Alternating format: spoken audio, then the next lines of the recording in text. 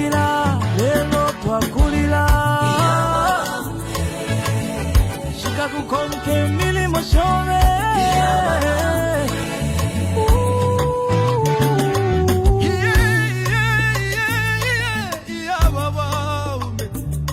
Ale filamba, yenamita pengosile. Eti kumemo pula dolole avale lilo wingi. Ise kwa wingi mwakwete. Ise kwa wingi mwakwete. Mwaya, mwaya, mwende wino tata wesu. Katushi muchi wakege. Oh, oh. Wali bomba kale. Lomba mwatu jatule lilake.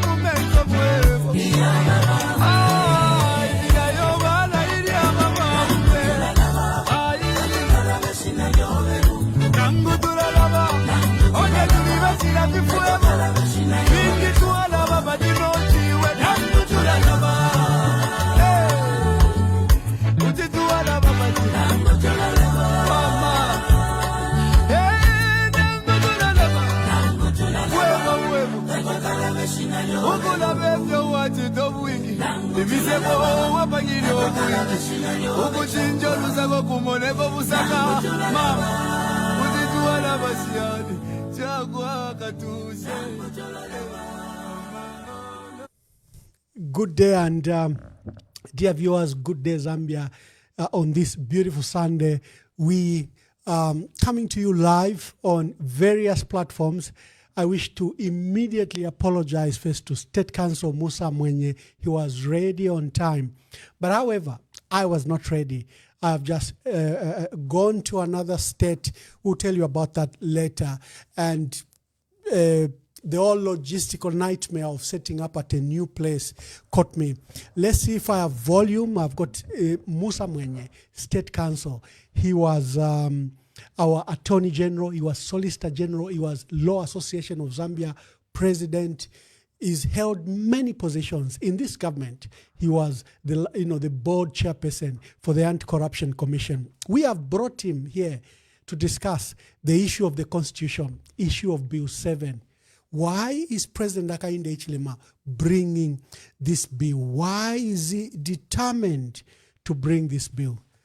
State Council Musa Mwenye, thank you for your patience and good day. Thank you so much, Ambassador, for having me. And the reasons for the delay are understandable. Thank you. I hope we have a good discussion. No, I think so. And our audience are joining us. Guys, share. We are hosting Musa Mwenye, State Council. Like I've stated, is our former Attorney General, former Solicitor General, former last President. And he last held his position of SEC Board Chair. How have you been doing? Where have you been? You are quiet. How have you been doing? Where have you been? You are quiet. No, I'm back in practice. I'm enjoying the practice of the law. That has been my work for a very long time now, except for brief periods when I've agreed to serve the nation in the capacities that you've just mentioned. So I'm back, buried my head in law books and litigating. Oh, wonderful. Bill 7 appears to be a nightmare to our country, to the legal fraternity, stakeholders, civil society groupings, political parties. But it appears President Hakainde Hichilema is determined to cause these constitutional amendments. Just open the subject. Where are we and why do we need these constitutional amendments?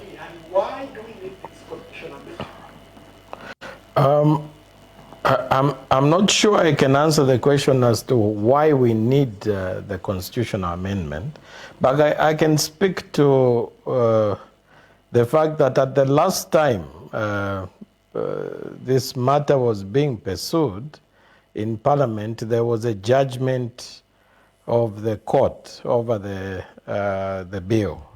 And the Constitutional Court made a very clear decision by majority of the court that the process was unconstitutional for lack of consultation.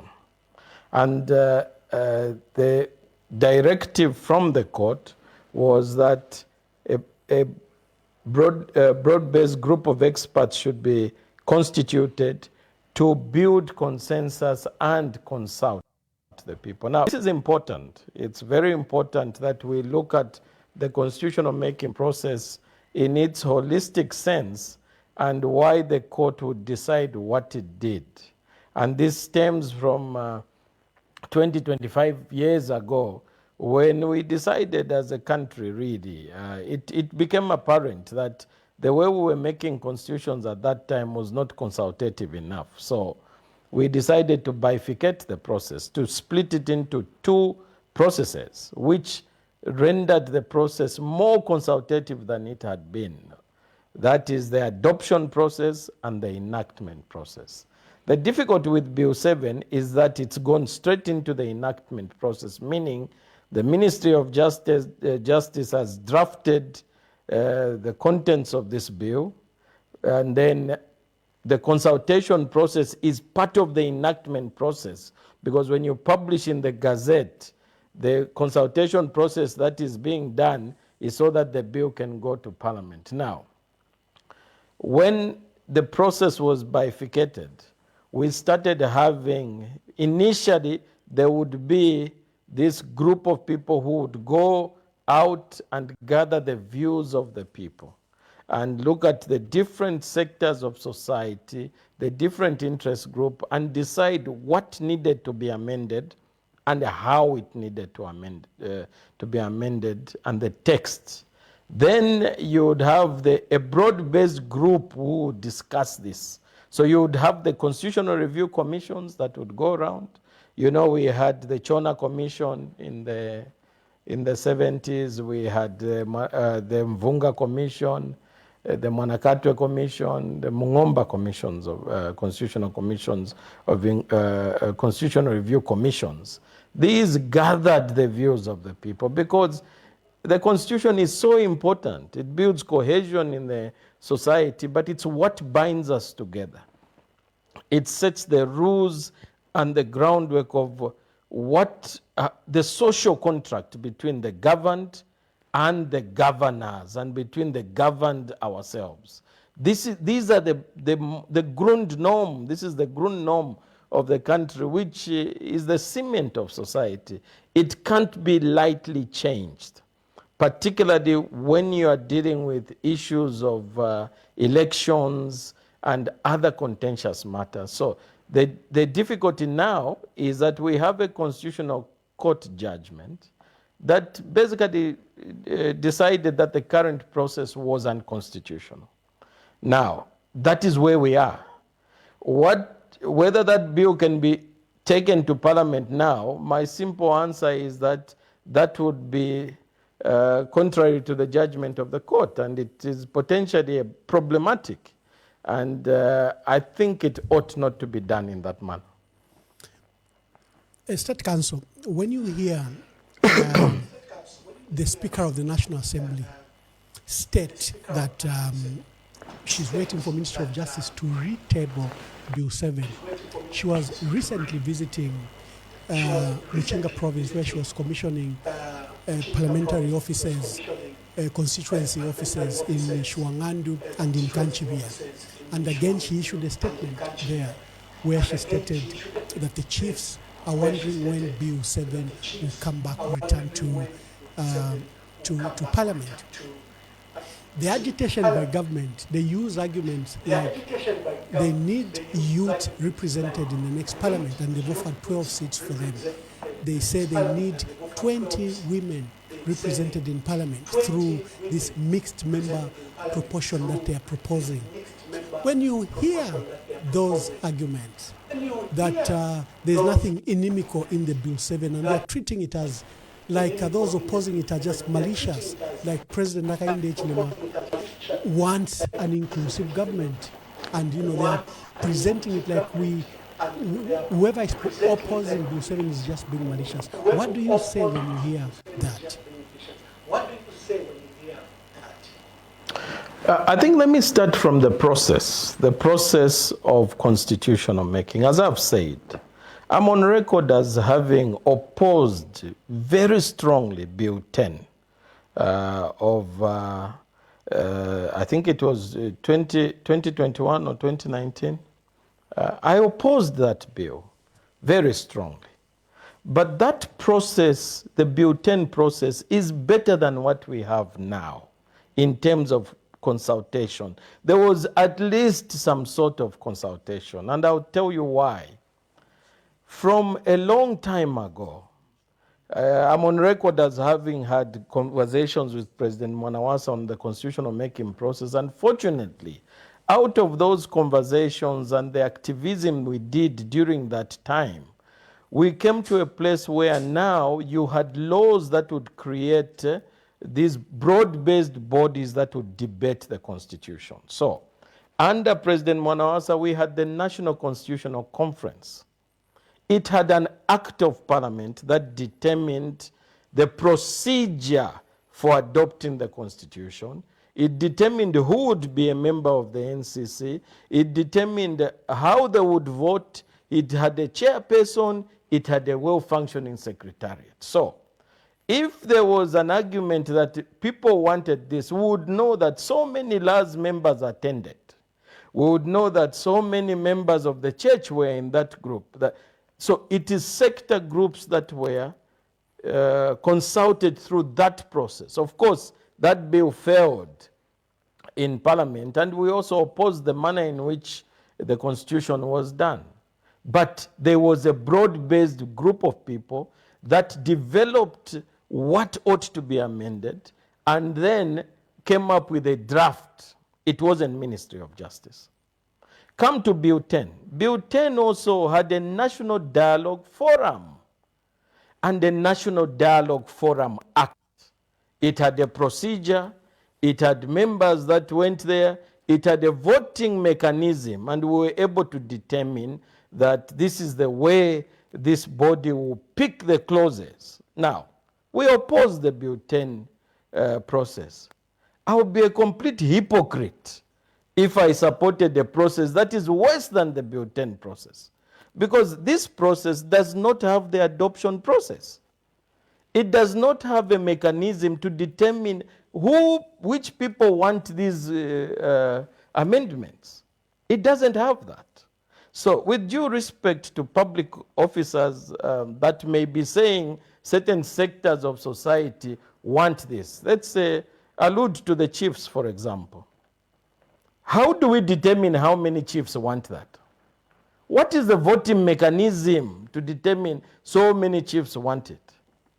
This is a democracy. Institutions must exist to verify how we are going down certain important roads in terms of the processes that we want to institute to change the status quo in constitutionalism. That Bill 10 process had the National Dialogue Forum. Now, the question is this: who determined what should be amended? Who determined the text of those amendments? And what are the effects? So, the process is problematic because process protects content. If a process is agreed, and the National Constitutional Conference process, the National Dialogue Forum process, which produced the Bill 10, we argued about the process. Here we've jumped to the content without even dealing with a modicum of consultation. That is what the Constitutional Commission, the Constitutional Court decided on, that we are a democracy and there must be consultation.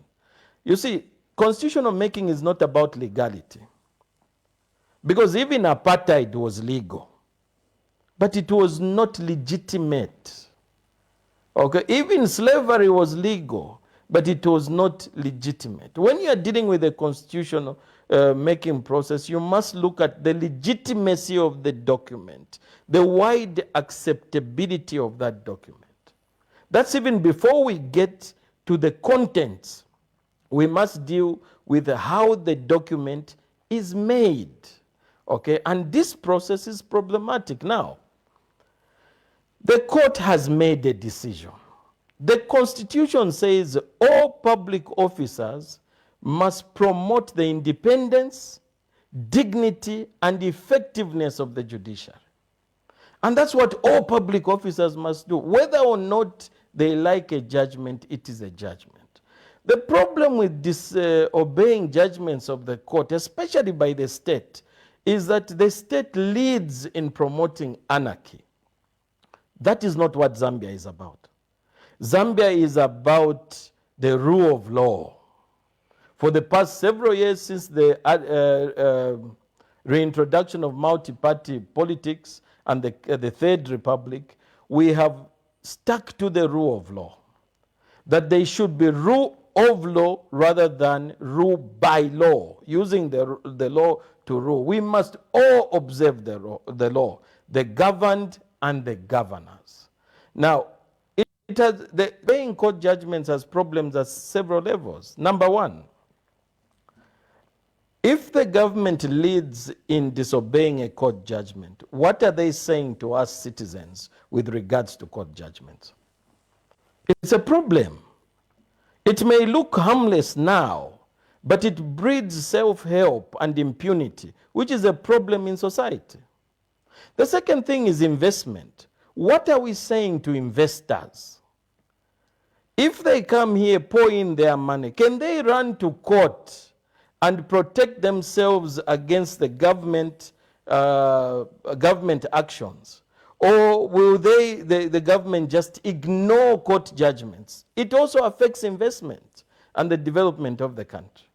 Finally, and this I talk to the MPs that are in parliament, it's not always that you are in the good graces of the government. If you remember, my own boss, the late President Michael Sata, was part of the formulation of the theft of motor vehicle law. What law caught him up? It is the protection of the court that saved him.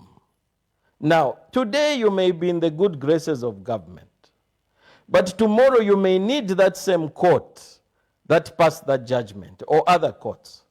What are you saying as the president with regards your own protection of your rights, should you need that court to protect you? Politics is fluid. Today you may be here, tomorrow you may be out of the good graces of a government. It is the court that protects people. Even under the one-party state, the courts were protecting people. We must protect the independence, dignity, and effectiveness of the judiciary. Okay, so that is on the process. Let's go to the content of that bill. Because I've heard people say, talking about the content. By the Speaker's remarks right after the Constitutional Court threw out Bill 7, and the Constitutional Court was very clear, even listed the number of constitutional articles that the President had breached in his process to attempt to amend the Constitution, that he breached so many articles of the Constitution. But the Speaker said Parliament is independent, is autonomous, and cannot be directed by any court or court action or court directive. He said, we don't interfere with what they do and they don't interfere with what we do. The Speaker was extremely arrogant about our independence. Now, I'd like to give you an example and matters that you followed. I had just joined the late president, the second president, Dr. Frederick Chiluma. And shortly after, I think I was with him just a few months, shortly after that, they lifted his immunity. And the police, after his immunity was lifted, were already at his residence to attempt to begin to search him and probably even arrest him. But his lawyers then, John Sangwa and Robert Smeza, immediately brought an action to stay the decision of the National Assembly to lift the immunity of the president and request for a judicial review. You are lawyers, I might not have the particular architecture of how that was done.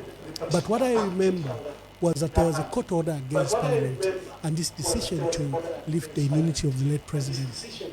And that process was stayed for 2 years.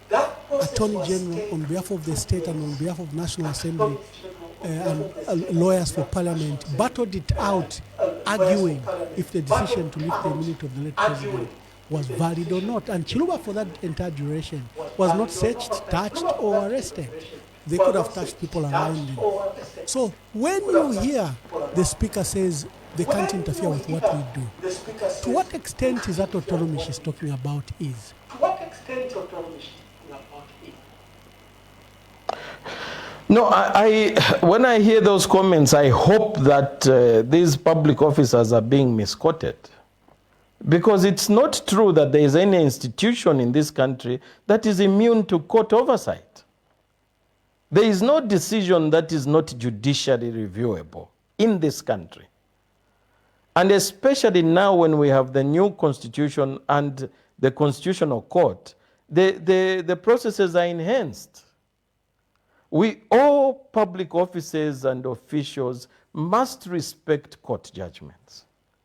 We must do that because these are for our own protection and for the cohesion of our country. Why is the court important?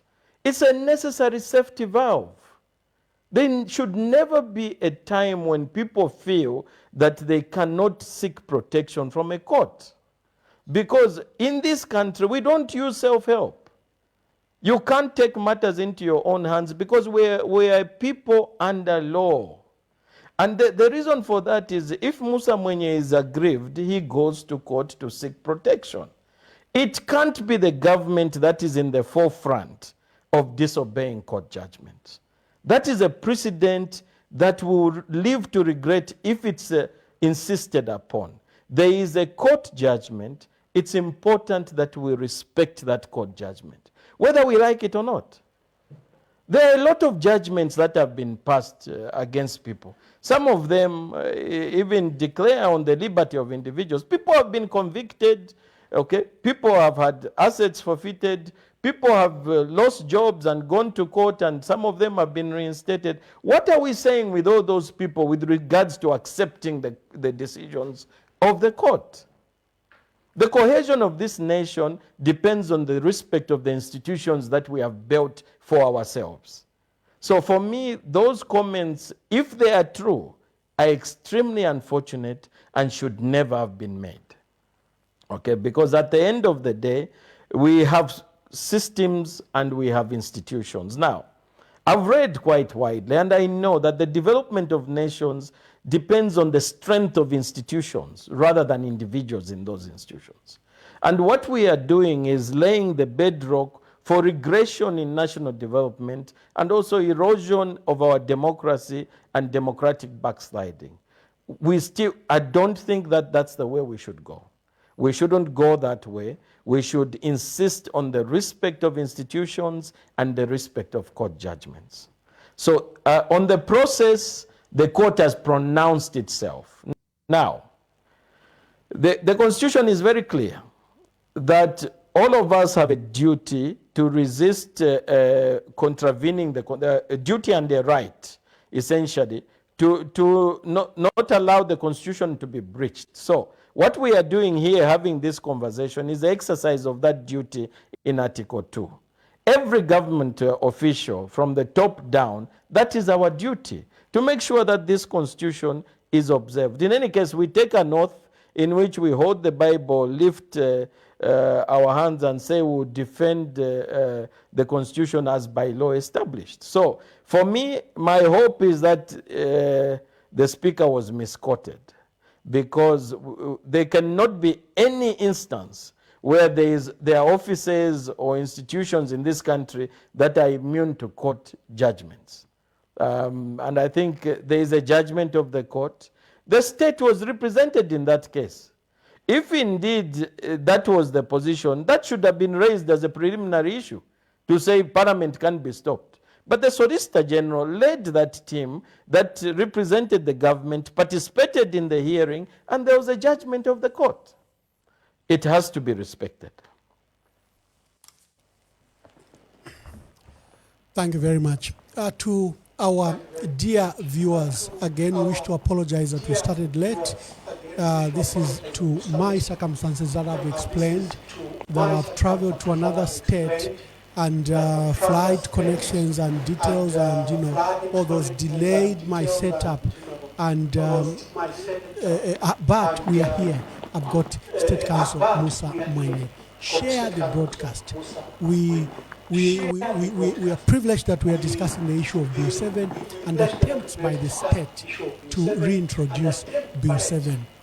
State Counsel, let me now draw you to still matters of the law and to where your heart is, the issues of human rights. You fought for human rights. You have a famous case against KCM and for the community of Chingola. I think you were involved in that part. But my point is, you have the U.S. State Department annual country report citing Zambia for bad human rights practices. They are stifling freedom of expression, stifling freedom of association, assembly, that the state is in the habit of refusing for the opposition and critics of the president to participate in the political process, and the enactment of these bad laws. We recently had the special rapporteur, Ms. Khan, who visited our country. She heads the United Nations Human Rights Commission. She's a special rapporteur on freedom of expression issues, and she visited our country. The final report has been tabled. It hasn't been any better. She has almost stood by her initial alarm that she had issued last year, that Zambia is breaching human rights and especially freedom of expression and, you know, freedom of assembly, freedom of speech, and freedom of the media. You have the PF, you know, where it appears there is concerted coordination of one mind, actually, between the Judiciary, Parliament, and the Executive. What is the state of the country in that light? I saw the recent, again, Human Rights Watch also refer to the same state of human rights. Now, you have a government that says, no, we've improved things. Things were bad under PF. But when you look at the records and the sightings by these credible international institutions, then you realize that there's something of concern. In fact, there's another matter. The president hasn't been to the UN General Assembly. This is second year in a row. Because when he was about to come last year, the UN issued this very bad report about Zambia. I think for one reason or another, he must have chosen to stay away. This year, he has also stayed away. Ambassador, maybe before you move to those other issues. In our country. Yeah, maybe before we start talking about those issues, I would like to go back to Bill 7. I think because the problem is people, when we talk about the process and the court process and so on, people are quick to say, but what is wrong in the bill itself? And I just want to very briefly talk about it. Even the contents of the bill are problematic, okay? There are a few concerns. For example, the people of Zambia have consistently said in all the constitutional review commissions, okay, and the collection of views, the discussions from the citizens, that they don't want a president to have the power to nominate MPs. But this bill, if indeed it looks at the views of the people, when did the people change so that the nominated MPs should be increased from 8 to 10? Okay? Let's talk about mixed member proportional representation that a lot has been talked about. Of course, the proposal is that a maximum of 20, the 20 seats should be reserved for the women, 12 for the youths, and 3 for the disabled. Now, the numbers themselves, in terms of the total number of MPs, I think the increase is by 100 MPs if you look at the total to 226, if I'm not mistaken. But when you look at the numbers, for example, of the disabled, 3, the women 20. There is already a constitutional clause, Article 259, which says that in making appointments or nominations, 50% must be reserved for women. So if we are serious about inclusiveness in women and getting to the 50% threshold, how many PSs are women? How many appointments in judges are women? How many appointments of DCs are women? There is so many places you can make those appointments. Okay. Now, let's move from there to talking about how these mixed member proportional representation will be done. There is the direct vote in the elected 211. Those others that will be under the mixed member proportional representation system, the women, the youths, and the physically challenged. What the proposal is in the law is that the Electoral Commission shall allocate, it will be the Electoral Commission to allocate to political parties represented in Parliament according to the proportional representation ballot. What is that proportional representation ballot? It's not clear. How will the Electoral Commission be the one to allocate to MPs? It's not clear. To political parties represented in government. It's not clear. Let's talk about the life of Parliament that is being extended. Bill 7 says the life of the Parliament will stand dissolved a day before the election.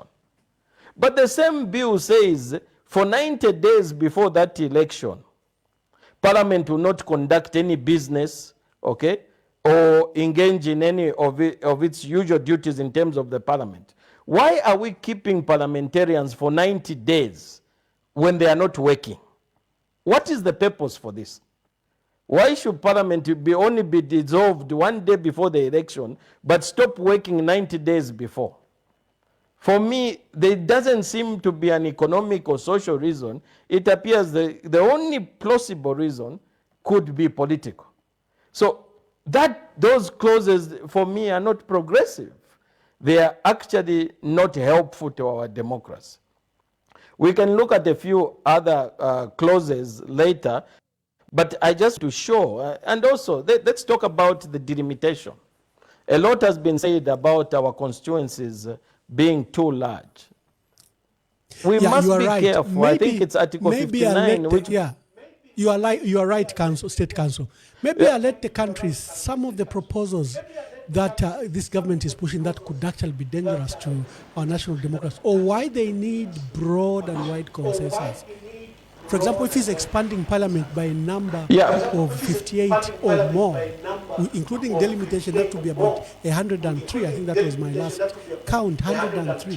If you're expanding Parliament from the current 156 to 256 by 100, clearly that needs stakeholders to approve. If you are changing the electoral system by bringing in this mixed member proportion, clearly you need stakeholders to agree. The delimitation of these constituencies are in themselves a very serious issue. So I'm glad that you brought that up, and you can then answer comprehensively. Yeah, so the delimitation itself is provided in Article 59. I've heard some public officials talking about, no, these constituencies are geographically too large. When you read Article 59, it is not the size geographically that should be considered.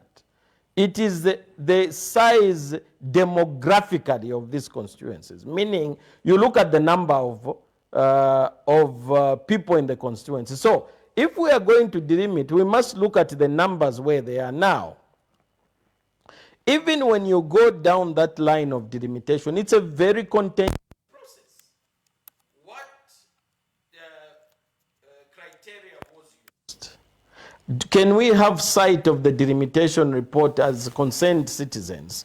See where these constituencies are, which will be delimited or which will be split into several constituencies, because it creates a problem in future. If this it's not done transparently and consultatively, what will happen is there may be a perception that these constituencies largely are in strongholds of one party or the other. That becomes a problem. It's a serious problem and it creates difficulties. So if there is a proposal for delimitation, that is why that proposal should be given to a wide consultative group, and we should know where this delimitation ought to happen and how it was determined that these areas are that. Is it the population, for example? Will Matero be split in several constituencies because it is dense? Would we have more constituencies in Mandevu because it's dense? Those are the questions. Because these constituencies, some of them, are larger than several districts in terms of population. Now, that is where the contention comes in. Even there needs to be a broad-based consultation on what this looks like in terms of delimitation. So we don't want controversy over national matters as important as a constitution. It is better to be more consultative. And even now, if the government is of the view that this is an important thing to do at this moment, it can be done properly.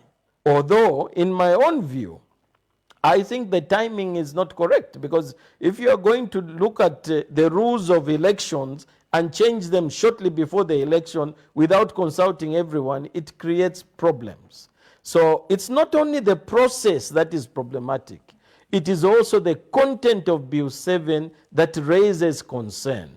There is no reason why parliamentarians should continue being paid for doing nothing for 3 months when our people are suffering. Why does Bill 7 have that provision?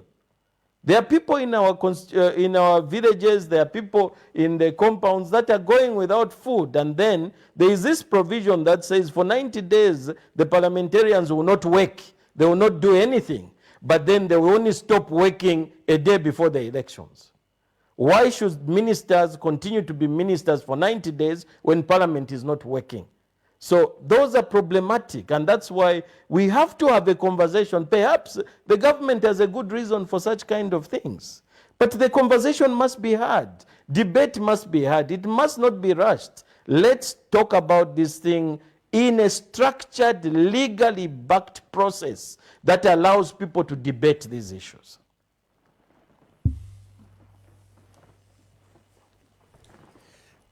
Yeah, I think that's been my hurdle, the issue of just Bill 7 and the unjustified rush.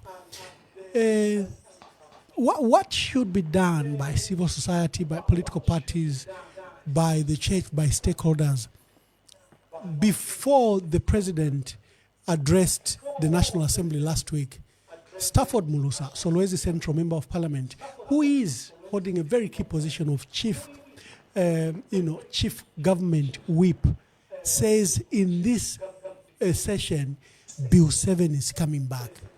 So it's like they are mute to our advice. They are mute to the concerns of the people. They are mute to your analysis that can we deal with the issue of the Constitution after elections. What can be done in this late hour? Do we have to go to court? Do we have to picket? What needs to be done? Our people are getting exasperated. As you heard, Mulusa says, no, Bill 7 is coming, it's our right. We are MPs and we are government, and one of our duties was to enact the Constitution. No, I mean, whatever we must do must be legal. We must do things within the confines of the law.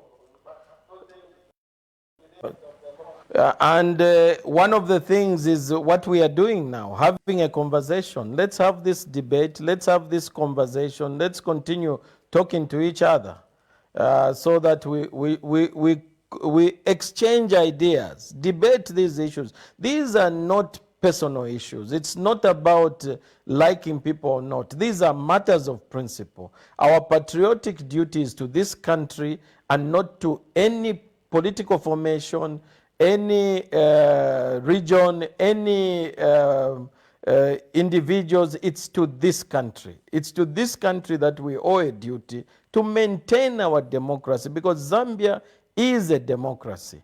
And at the end of the day, to get to this place where we are a democracy, the people of Zambia fought for this democracy. We must maintain this democracy. Now, I say that the commemoration of the International Day of Democracy not too long ago, that Zambia was a democratic state for 8 years after independence. And our leaders at that time had been democratically elected. Those who are younger may not remember this or know this, but there are books we read about these things. Okay, they were democratically elected, and those democratically elected leaders who came into power through the ballot ended up ushering us into a one-party state. Okay? Now, it is our duty to ensure that we keep this democracy. And you know, for 18 or so years, we were a one-party state until the reintroduction of multi-party politics in 1991. It is that history that taught us that we must be democratic. Why? We knew the difficulties we faced in the one-party state. Okay. We must continue to promote competitive politics and to have the position where we can discuss respectfully, of course, not insulting each other, not vitriol, but we must discuss respectfully and discuss national matters of national importance. And this is what we are doing right now. The conversation must continue. Some of us, you know that I served under President Michael Sata. Internally, I was critical even then when there were one or two things that I didn't agree with, and fortunately, at least my working relationship with him, he listened. Thank you. And then, of course, now, broadly, before I invite my callers, I went back into private practices. I criticized even the former government. And now we are in a position where we can criticize this current government. Not because of hate or because we love this country, and what is being said is actually the truth. It is the truth, it is what is supposed to be done, and it doesn't matter which government would be in office, would still say the same thing.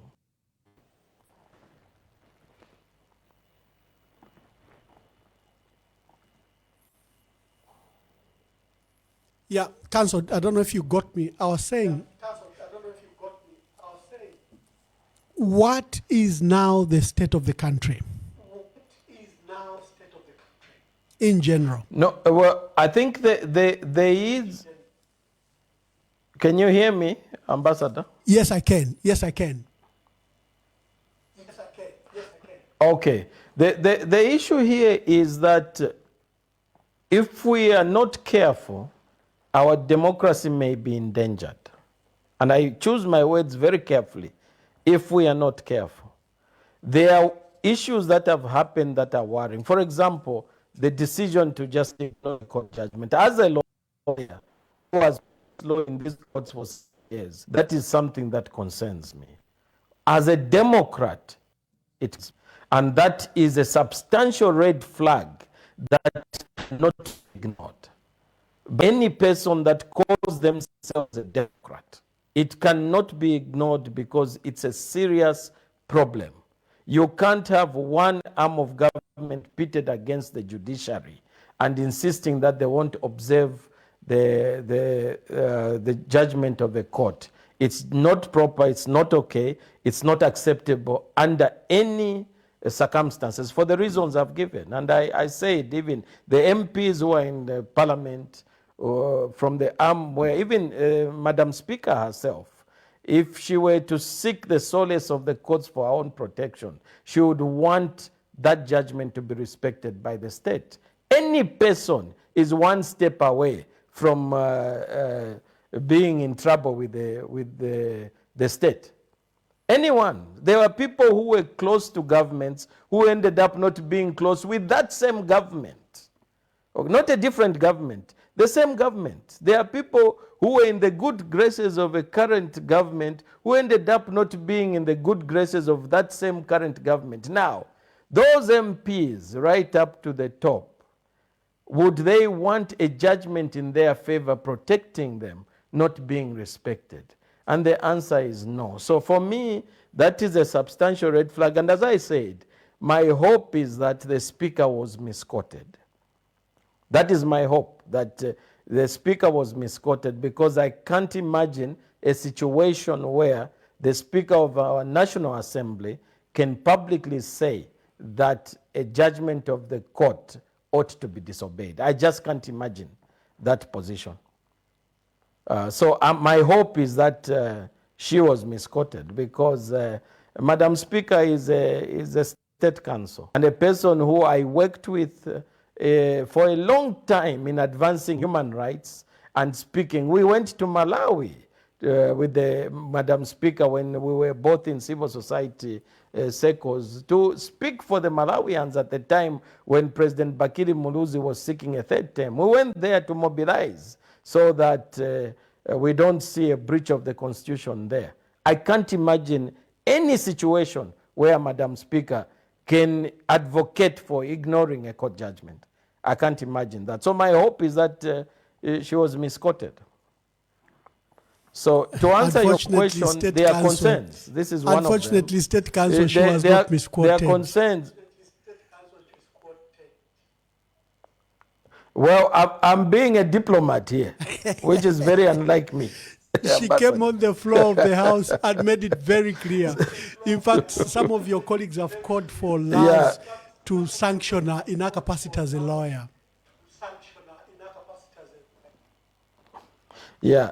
So in terms of some of the laws that we have seen, and I can't speak too much about the cybersecurity laws because those matters are in court, but there are certain laws that have been passed that are inimical to democracy. The proposed NGO Act, I'm glad, and we should commend the government for putting that on hold, but that was a concern.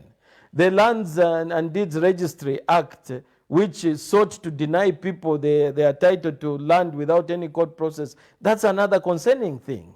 The journalism bill was a concerning thing. And there are a raft of laws, and that's why I would appeal to those officials in the Attorney General's chambers.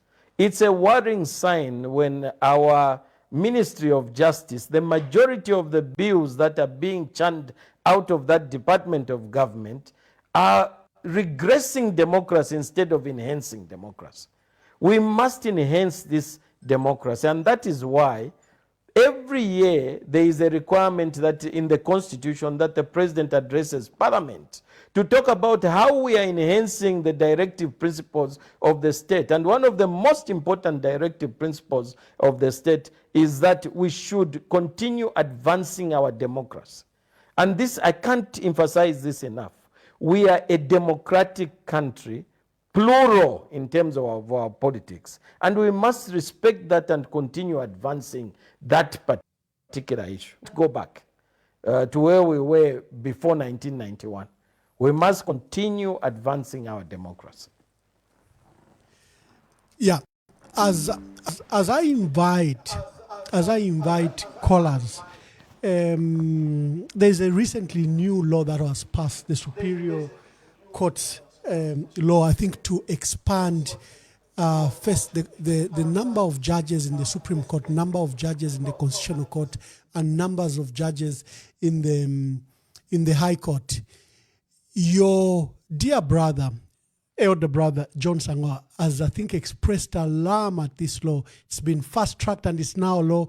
And there's already a process to fill these new vacancies that were created by this new law in the Constitutional Court, in the Supreme Court, and in the High Court.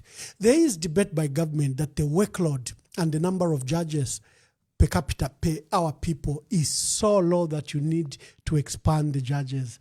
But I don't know what your views are, whether, again, this is like Bill 7, where the president is using his appointing authority and opportunity to staff the court with people he thinks are of like mind, and in the eventuality of anything, including electoral petition, that he will have secured himself. What are your thoughts about this? I don't know if you have paid attention to it. There are certain areas where you need more judges. And the argument is valid, but the point that we have always advocated in the past, and I'm on record as having said this, is the appointment of judges. We must move to a place where the appointments are on merit. Now, the law has not changed, but the position we must, I know now there are interviews that are being carried out. This was not the case years back. I remember it would just be by invitation. So that process needs to be enhanced to have more merit-based appointments to the bench, because this helps the quality of judgment, this helps the dispensation of justice, and enhances the protection and respect of the rights of individuals, whether it's commercial rights, whether it's human rights. All these go to court, because the law in certain cases is what the court says it is. So to that extent, I would say that we need to focus more on merit of these judges. We need to get people of high caliber, and the recruitment process, we must move towards enhancing the recruitment process. There are countries like South Africa and Kenya, I think, if I'm not mistaken, Kenya, where the appointment of judges is done, the interview of judges is done on national television. It's live, so that people can see the quality and the caliber of the people that are being appointed.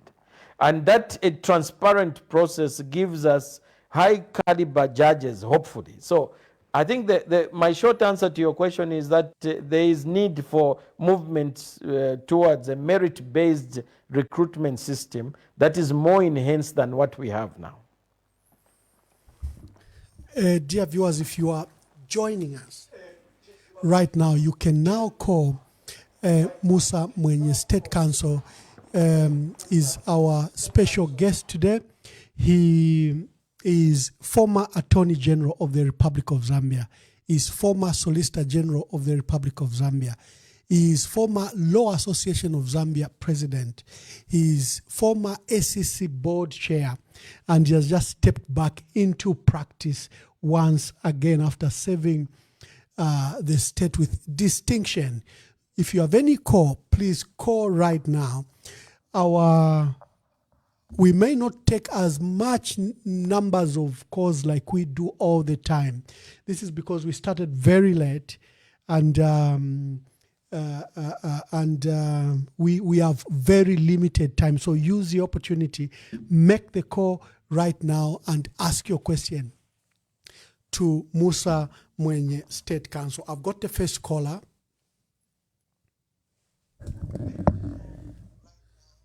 Caller, please ask Musa Mwenye, State Counsel. I've got the first caller. Good evening, State Counsel. Good evening, Your Excellency Emmanuel Mwamba. Good evening. My question to Counsel, I actually have two. The first one, we've seen, the current Attorney General actually take the family of the former president to court in South Africa. What would you have done differently if you were in his shoes? Then the second thing is looking at the current position, and you being, one of those blends that Zambia has actually produced in legal terms. What is your take with the current position and composition of ECZ, do you think that we can hold a free and fair election in the state that ECZ is? I thank you. Thank you very much. 2 questions there. If you were Attorney General, would you have taken the late president's widow to court like your successor has done? And the second, the current state of ECZ is of worry. Good afternoon. Good evening. Please tell us your name and where you are calling us from. Good evening, Ambassador Mwamba, and thank you for bringing State Counsel Musa Mwenye. State Counsel Musa Mwenye, I'm your fan, and thank you for coming. You've clearly explained a lot of issues here, and thank you so much for the service to our nation. I've got a few questions. I'll browse through so quickly. You know, there is a saying that absolute power absolutely corrupts. It appears that our president still have so much power, just like Kaunda had. Because when we changed the constitution, we only changed the multi-party clause. We never looked at the powers Kaunda has. The current president still has so much power, just like Kaunda. What should we do? Secondly, we've got devolution in our constitution. It's provided for in our constitution. And it's one of the ways we can devolve the powers of that president or reduce the powers of that president. Why hasn't it been implemented? Then the next question, State Counsel. You were the chairman of anti-corruption, and you did a good job, and eventually you resigned. One, why did you resign? And then two, why should the president appoint Musa Mwenye as the chairman and also appoints the director general? I lived in South Africa, in the UK. You know, the president nominates a certain number of people. I think 5.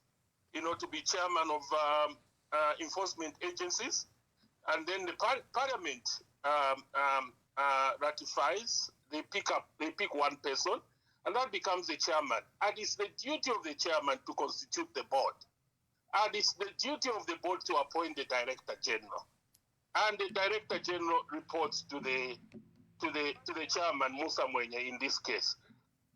Why have we allowed a situation where the director general reports to the president, the chairman reports to the president, and it becomes an issue?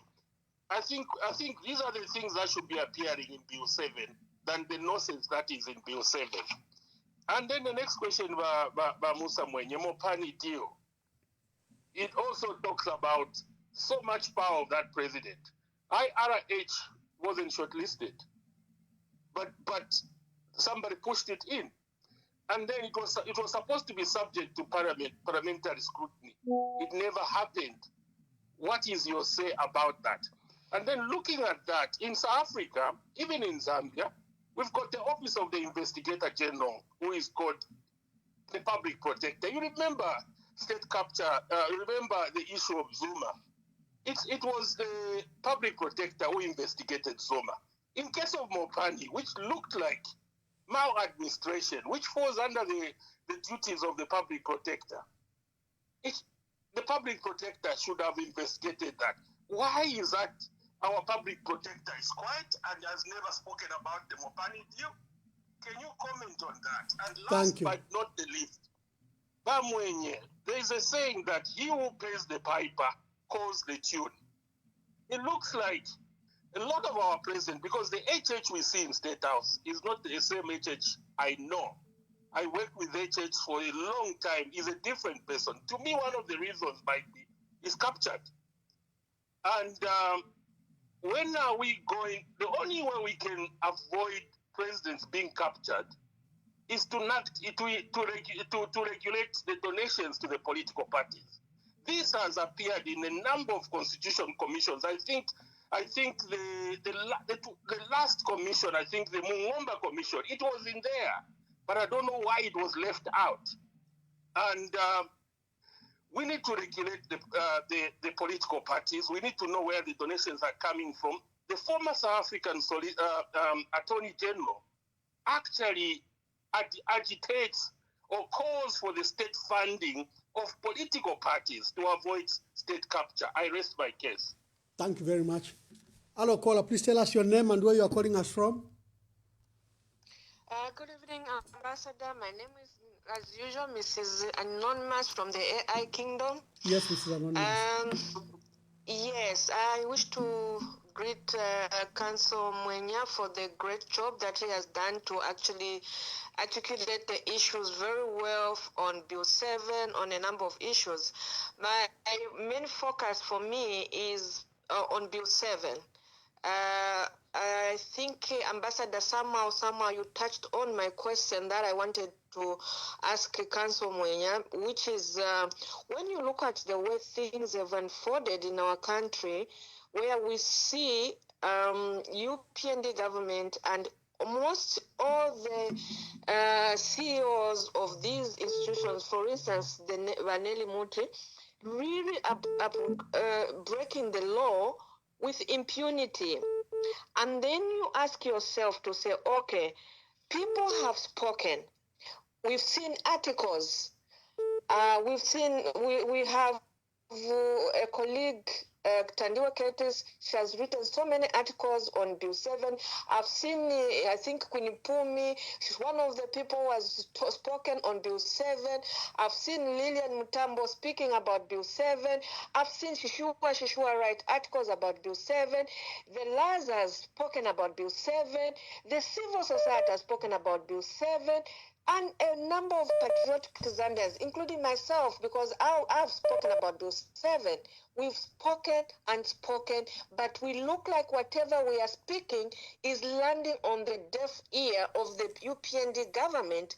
And then it comes to a point to say, what do we do to make sure that this thing does not go forward? What do you do? What do? We go to the courts. We've seen Celestina Mkandira Munia Zulu take the government to court. They have something which Vanelli Muti has just decided not to follow. Then you ask yourself, what do we do? I asked this question to you, Council Mwenye. The lawyers themselves, the judges themselves, these are the people who should be guiding us in terms of how we should go. But the courts are being captured. We can't go and get justice from the courts because if the judgment that was passed in the Constitutional Court, Nelly Moot says she can't do it. And she said it. You have been very diplomatic in the way you are saying, but we will not be diplomatic because we will call a spade a spade. She said that. And if the people who are supposed to protect the Zambians are the ones who are in the forefront of violating the laws, what do we do? You are saying, yes, this is a democratic country. We should protect the democracy in this country. But then the institutions that are supposed to help us protect the democracy that we're talking about have been paralyzed, compromised. What do we do? Please, guide us. You people, guide us. Thank you. Hello, caller. Please tell us your name and where you are calling us from. Good evening, Ambassador Mwamba, and good evening, State Council. My full names are Isaac Mwanza. I'm calling from within Lusaka. Yes, Isaac Mwanza. Good evening, State Council. I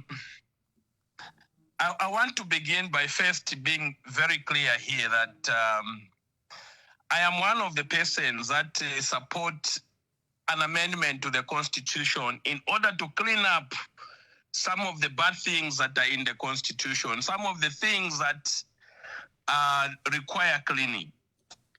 And at the same time, as State Council, I realize that Bill 7 is not a perfect bill.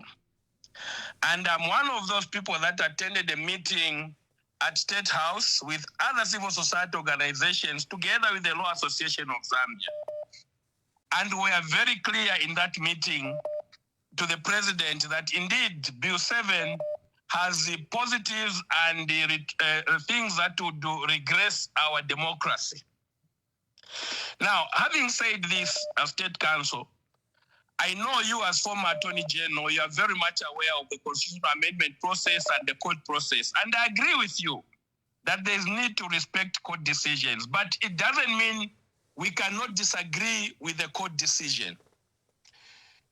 A number of court decisions, I think that if you remember the Edgar Chagwalungu case has come before the court several times until the president of the court, which stood for 5 times, was reversed by the same court.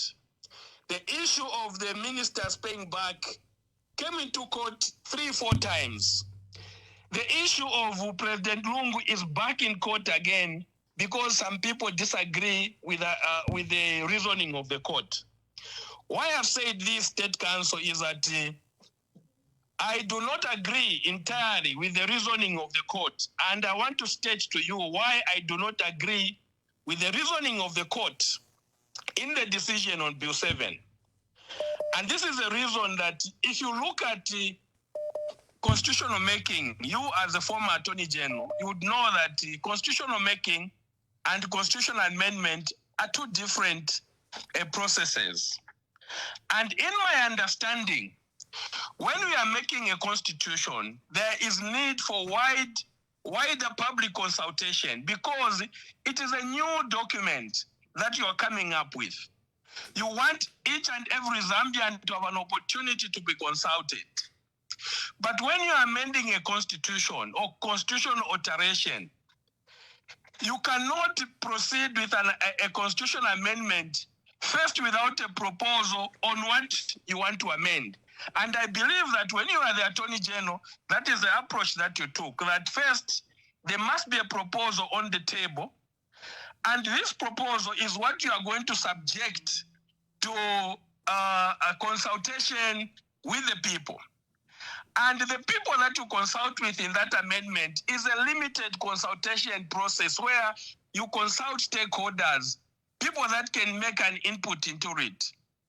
I've said this, State Council, just to tell you where I have a difference with in terms of the approach of the court and the decision that they made. Much as we need to respect that decision, I don't think I would agree that what they were discussing was a constitutional amendment. They were discussing a constitutional making process by trying to make a new constitution. Now, going forward, the State Council, I also want to state that yes, Bill 7 please wind up. There are so many calls waiting. Please wind up. Thank you, Ambassador. In winding up, State Council, I would like you to reflect on the fact that if we went with that route of trying to consult on any bill, that whenever we want to amend the Constitution, we subject it to consultation. How can I, as a citizen, who can initiate amendments to the Constitution under Article 88, go to consult? What about the members of Parliament who can propose an amendment to the Constitution? Are they required to do a wider consultation before proposing those amendments? So I would like you to reflect on this, and especially to address the issue of constitutional making and constitutional amendment. Thank you, State Council. And thank you, Ambassador Mwamba. Thank you. Hello, caller, please tell us your name and where you're calling us from. Good evening, Ambassador Mwamba. This is Lilian Motambo calling you from the United Kingdom. Yes, Lilian. And good evening, State Council Musa Mwenye. I have 2 questions. My first question is in regards to our diplomatic relationships and how the UPND spokesperson, media spokesperson, has disrespected the American ambassador. What's your opinion on the way they've taken,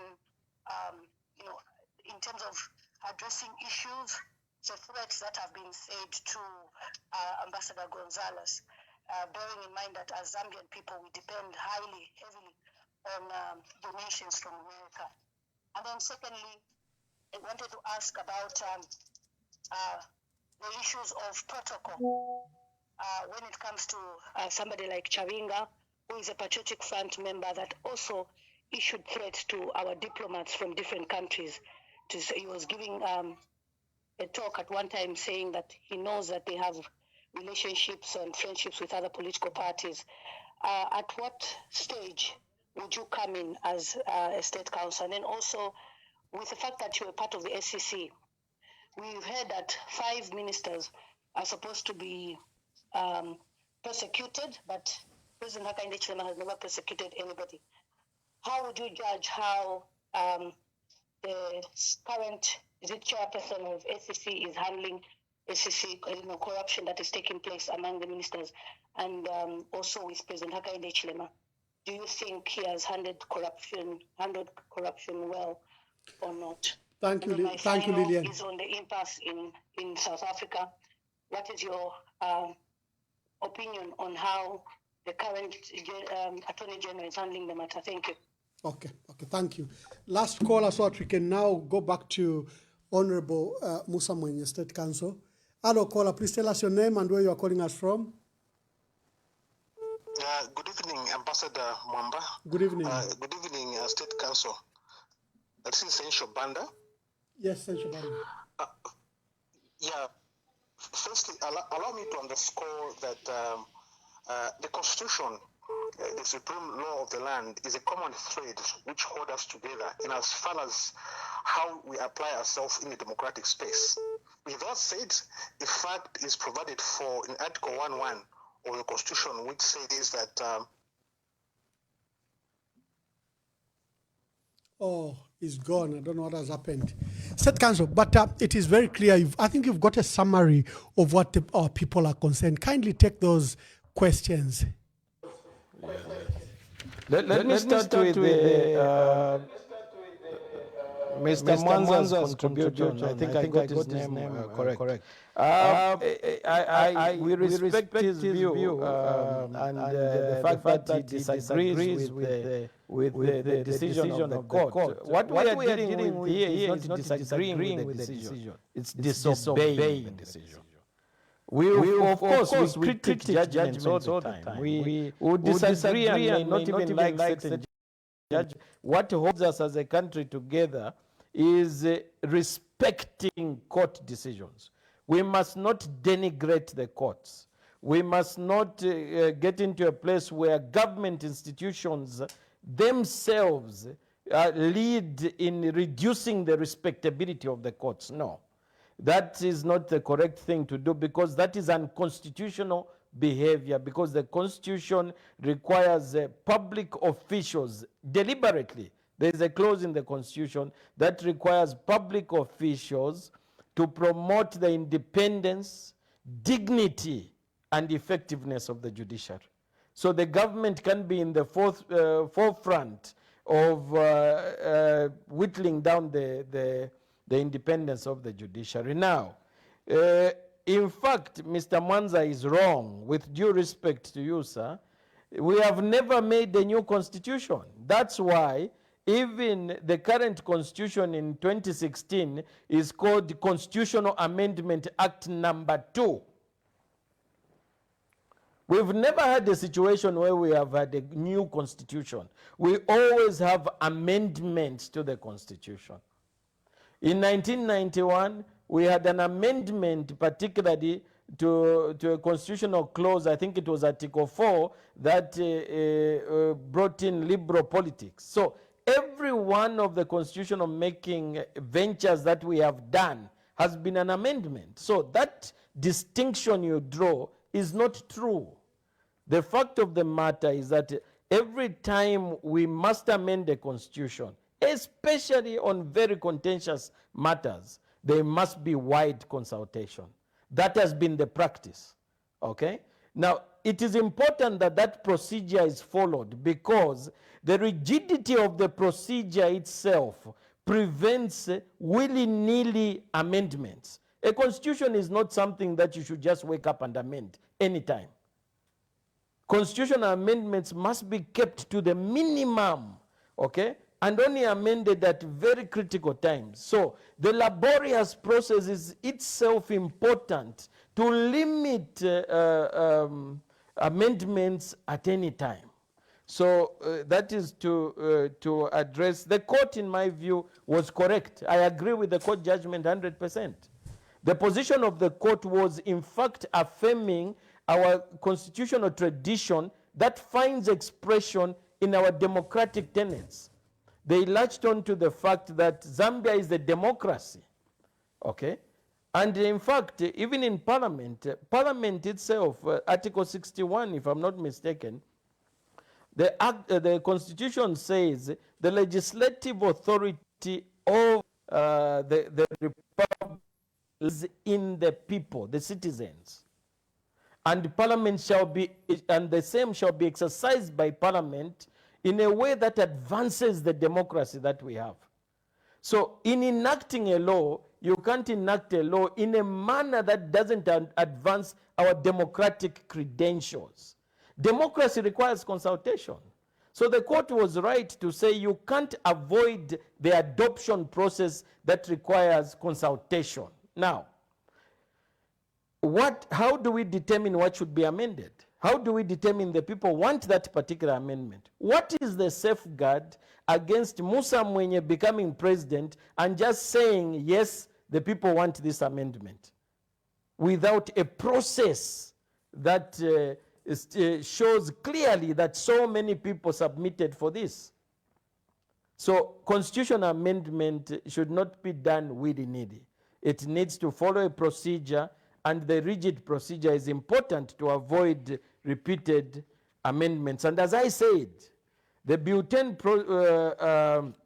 process was objected to, but it had that consultation process. Now, Mr. Mwanza says there are some good things in Bill 7 and some that are not good. If I were to say to Mr. Mwanza, here is a bowl of rice, and there is nice peas in there, there are carrots, there is beef in there, but I've put 2 drops of poison, would you eat it? Just clauses that create problems, it becomes a poisoned chalice. That's why there needs to be wide consultation. These concerns that myself and Mr. Mwanza have on some bad elements of Bill 7 would have been avoided if people like Mr. Mwanza were part of the consultation process to determine what should be changed. And I think that's what needs to be done. Someone asked about the funeral. My training as a lawyer, I generally don't discuss matters that are in court. And that matter is currently in court. And I want just to say a funeral is a very difficult process, and empathy must lead. We must be empathetic. You and I can talk, several other people can talk, but there is a grieving family. There is a widow who has lost a husband. There are children who have lost their father. There are relatives who have lost a close relation. He was our president, but there are people who are closer in the sake of pain than the nation at large. And we must be sensitive, even in commenting. I've seen very vitriolic comments. When did we become this cruel and feeding people that can talk so ill of a grieving family? In the Eastern Province, they have a saying, "Muntu daswam varapakam." When people grieve, there is an expression of pain. But we who are citizens of the country must not add to that pain by being cruel, by being unfeeling in the comments. I think that's not what Zambians are. We have a term. We say that is un-Zambian. How did we come to that term when we said that is un-Zambian? Okay, we need to get back to those ethos of who we are as Zambians, the empathetic people we are in times like this. And I think one would wish that this period of pain will pass, and that a period of people coming together comes. So I won't comment on the nitty-gritties, but that's what I can say about that process. I agree, absolute power corrupts, absolutely. And that's why we must not allow that to get into our country. The several offices in this country are constituted by the Constitution. The Constitution has a few limitations, and we must strictly observe the Constitution. The problem with impunity is that it throws away respect of the law, and it is cancerous. It grows to every place. Must avoid that place. Look, there was a complaint about cadarism in the former government. There was that complaint. Now, you tell me, wouldn't it be cadarism for high government officials to be disrespecting court judgments? Myself as Attorney General, if I'm in that office and I speak in a way that seems to be partisan and not respecting court judgments, it may be misunderstood. So for me, impunity must be resisted. At every level, we must resist impunity.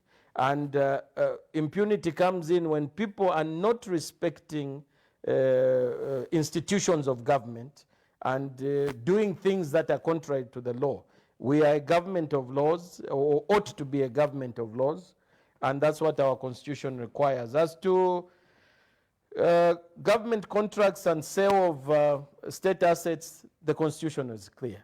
Those things have to be taken to parliament, and there must be parliamentary approval for sale of state assets. I was intrigued by the argument that the Mopani sale was not a sale, but it was, I think, what was termed as a transfer. But whether or not we like it, the spirit of the law, in my humble view, is that it should guide whatever transfer. For example, if there was simply a handover of shares, even that ought to take to Parliament and say, why are you handing over shares without receiving value? If there is value being received, the spirit of the Constitution is that it should be taken to Parliament. And I think observance of the constitutional requirements is important. I can't remember the other one, but on the Anti-Corruption Commission, I've been on record several times that the fight against corruption must be non-partisan. It can only be a credible fight against corruption if everyone is being affected.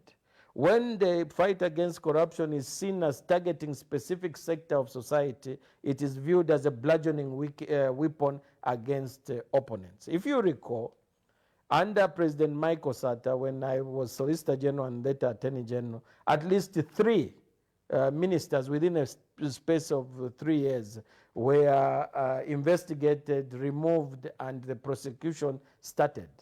That was an impact. Even if at that time there could have been former officials who were being prosecuted, it couldn't be viewed as a one-sided fight against corruption because current ministers were acted upon. So an impartial fight against corruption is very important because it would be across the board. And if, I've always said this thing, how we deal with children of the home with regards to the fight against corruption, our own close circle determines how serious we are about with the fight against corruption. So that would be my comment. I don't know, Ambassador, if I've forgotten any questions. There were many. Yes, indeed, there were many, State Council. Let's just begin to move to closing the debate. I know there are people still calling, but it's a pity that I've apologized that we started the program very late, but we are gracious that Honorable Musa Mwenye waited and waited for us, and for you, the dear viewers, you're also willing to wait. You've heard the concerns. I think the concerns of democracy. For me, my question would be the state of the Electoral Commission of Zambia. You have 2 seniors in the chairperson, renowned lawyer, but for the first time we are not being led by a judge. We are not being led by a judge. But her political affiliation has let her down because she's been an active member of the UPND. She's leading the Electoral Commission of Zambia. We have another commissioner, McDonald Penzi, also in similar circumstances. Then we have 2 key officials in the Chief Electoral Officer who lost their jobs at the ECZ for something that was not pleasant, and you didn't think that they would then come and lead the election. And even another technical person from the University of Zambia, who's also now a technical member of the ECZ, there is deep concern on the state of the ECZ that they might not be in its current composition at board chair and at technical level to deliver a free and fair elections because of their non-issues that stakeholders are raising. What do we do with ECZ? I think for me, let me make this. The point is that electoral management bodies are important not only for managing elections, but for inspiring confidence in the electoral process and therefore enhancing the confidence in the processes that to ourselves and promoting peace. The Zambian Electoral Management Body, historically, we had Judge Mambirima there and a few other people beforehand, Judge Chulu later on. The Electoral Management Body in this country has been very respected. Now, the reason why the Electoral Management Body was very respected historically, I mean in the continent of Africa, our rating as an electoral management body, our electoral management body, the ECZ, had been very high. The reason is the deliberate decision to get people who are clearly non-partisan and whose actions are non-partisan. Now, if indeed true that there are these party affiliations, it's a matter of grave concern. Because what we have is a situation where historically the deliberate decision to have the chairperson as a judge is because judges are not usually active members of political parties, and because of the work that they do, and therefore when you get them onto that position, they wouldn't have historical ties to any political party in terms of active politics. That was the wisdom in the historical decision that was made to appoint judges that as chairperson of the Electoral Commission. And I think it helped a lot because the judicial temperament requires impartiality usually. And I think a lot of the people who have been appointed to that body have exercised that impartiality and raised. I remember that when Judge Mambirima was chairperson, even when people like former late President Michael Sata, may his soul rest in peace, when he was in opposition, when he would want to see the chairperson, she would see him, schedule a meeting. And that's how open she was. She would schedule a meeting even at short notice and make it public and say, I met and this, and he would air his concerns. And if you notice, most public interactions, President Sata had a lot of respect for people like Judge Mambirima. And that was important to inspire confidence. We need to get to a place where confidence is boosted in the population on the independence of the Electoral Commission. And if there are concerns, those need to be addressed because it's important that that commission is respected and widely accepted so that people accept the work that they do and the important management of elections is done in an impartial way, and that the electoral management body does not descend to be a party to the current political fights, because politics in its nature sometimes is noisy. We must insulate the Electoral Commission from that noise so that impartially do its work, and the impartiality of its key personnel is very important. Oh, thank you very much. Wonderful. To our dear viewers, we're privileged to have hosted State Counsel Musa Mwenye, and he's given us insights on Bill 7, I think a thorough view on why Bill 7 remains illegal unless a process that was defined and decided by the court is followed. Any process after that, especially with the action of the Speaker, is no longer acceptable. And the other many issues of governance that he has handled very serious issues. State Counsel Musa Mwenye, may I now allow you to give your last remarks? Yeah, I think for me, we must always be alive to the fact that Zambia is a democracy.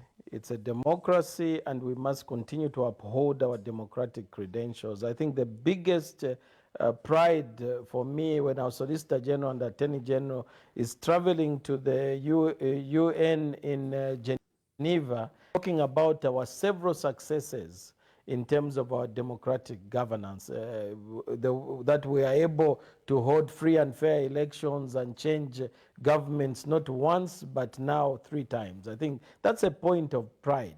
I mean, governments from one party to another. It's a point of pride. We must continue to build upon that. And anything that erodes our democracy as a people, whether ruling party or opposition, that is a point that we must come together and say, let's preserve the democracy. There is no alternative to our democracy. We've tried the other system of government. Some people have been posting and even saying, no, if it's a dictatorship, we must have a dictatorship. And they point to certain instances. But the truth of the matter is democracy is the only system that allows us to correct a mistake. What do you do if you get an Idi Amin? What do you do if you get an Emperor Bokassa who was rumored to have even, been extremely despotic? What do you do when you get a Mobutu Sese Seko? If you are in a dictatorship, only democracy gives us a chance to correct the mistakes that we make in terms of leaders if we have made a mistake. And our democracy has been vibrant. We must keep it. We must enhance. What we are doing here in thinking about these issues and freely debating is part of democracy. It is, I remember that interacting with every president that has been a former president who has left the power, there is one thing that is a consistent theme, and I don't know whether Ambassador Mwamba, your interactions with the President Chiluba had similar sentiments. Those former presidents would always say that their critics were more valuable in hindsight. They should have listened more to some of their critics. The leaders in every level, I mean, respect for critics. So my point is you are right. You are right. In fact, the best example is recently the late President Edgar Chagwalungu. In his interview with Brebna Changala, he says, Brebna, I wish I appreciated you then. I wish I didn't treat you as I did. And in the next interview with Sishua, he said, look, I think my critics were more honest to me than the people that were close to me. So I think leaders do not realize that the praise singers actually do harm to leaders than they do to build our country. I was just adding. So the well-informed critic is more valuable to the country and to a leader than a sycophantic supporters. Because sycophants find new people to praise every time. But principled critics will always maintain their position. What I criticized before, I'll criticize now. What was wrong in the previous government is still wrong today. And these positions don't change just because there is a new dispensation, a new government, no. So the well-informed critic to our democracy is valuable. And when we criticize and offer public counsel, it's not out of vitriol or hate. It's because we love this country more than we love any political formation. So thank you so much, Ambassador. It's been a nice conversation. Oh, thank you very much. No, God bless you, and God bless our country, and God bless your voice. We should never lose that voice. I always respect you, State Council. Something I should say here officially is that you demanded that President must declare their assets, liabilities, and business interest. When you were in private sector, you criticized President Edgar Lungu. When President Hakainde Hichilema appointed you as board chair of the SEC, people thought you'd be quiet about that matter. You even made your voice very loud. You even said you had actually led to declare your own asset as a public official. and demanded that the president must declare his assets. And, we shouldn't use excuses of the law not to make those assets public for leaders. So I think many people, and I personally respect you for that even at the expense of your job, threat of termination, you never veered off from that principle that public officials must declare their assets. So we thank God for you, and we thank God for your voices. To our dear viewers, I was hosting Musa Mwenye, State Council. He was Law Association of Zambia. I think one of those youngest Law Association of Zambia chair. I recognize when the current chair is quite young, but these were leading the path. He was again, I think, amongst the youngest Attorney General, Solicitor General. He's recently been board chair. He's gone back to legal practice. I don't know if he has a political path, but he's gone back to legal practice. And to you, despite all these hurdles, I've noticed that there was a huge turnout on social media. Thank you very much, and thank you for your comments. And for the callers, we could only take so much. Like I said, I apologize that I started late. We've got another guest, literally the elder brother to Mr. Musa Mwenye, John Sangwa, State Council. He's supposed to be on tomorrow, but I may not program it tomorrow. I don't want these glitches and hurdles because I've moved to another area for work. Maybe I'll push it to Wednesday or Thursday, but we'll let you know. We have John Sangwa coming up, and then we have a set of leaders that have been again lined up to discuss the state of our country, state of the opposition, and the preparedness for 2026 general elections. So God bless you. Goodbye, and thank you for the opportunity.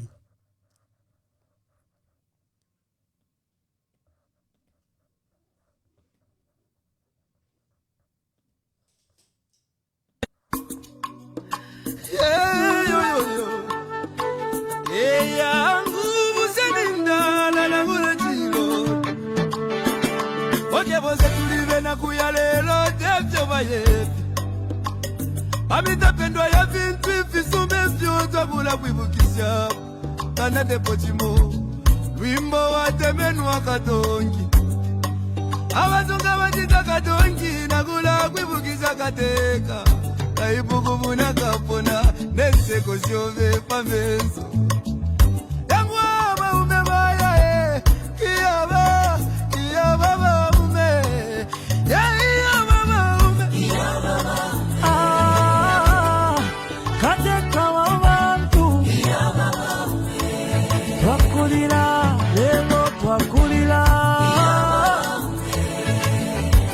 Kukonke milimo shove